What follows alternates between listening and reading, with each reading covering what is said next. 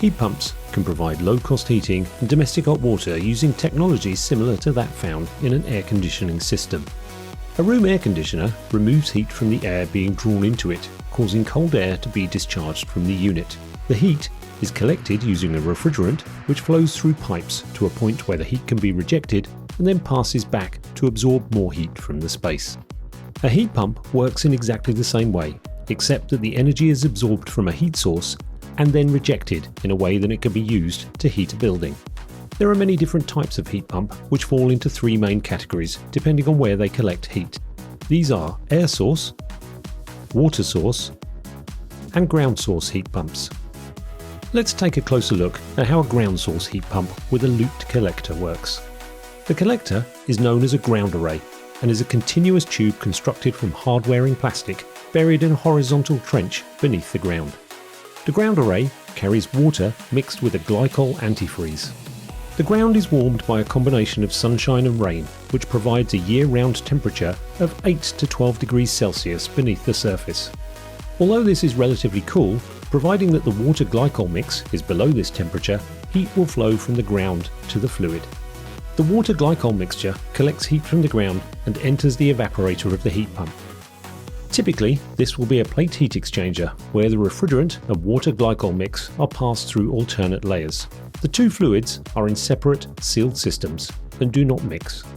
The refrigerant pressure in the evaporator is low, which means that the refrigerant will boil at a low temperature.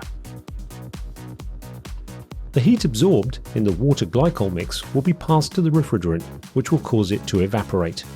The energy required to turn a substance from liquid to a gas is known as the latent heat of vaporization. Latent heat is sometimes referred to as hidden heat, as it only causes a change of state, not a change of temperature. The refrigerant gas then passes to the compressor, where its pressure is raised.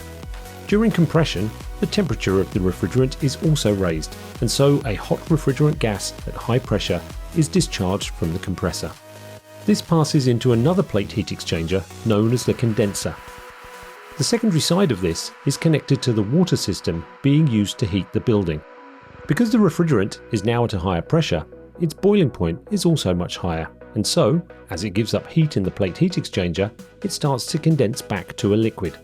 The hot water is pumped to the required building services, and the liquid refrigerant flows to the final component of the heat pump.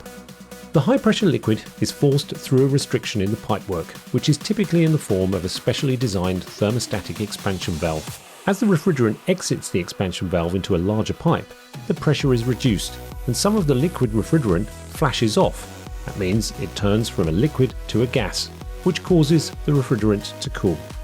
The cooled, low-pressure refrigerant then moves again to the evaporator, where it is ready to collect more heat from the water glycol mix. As the electrical energy is being used to pump heat from one place to another, there are significant cost benefits.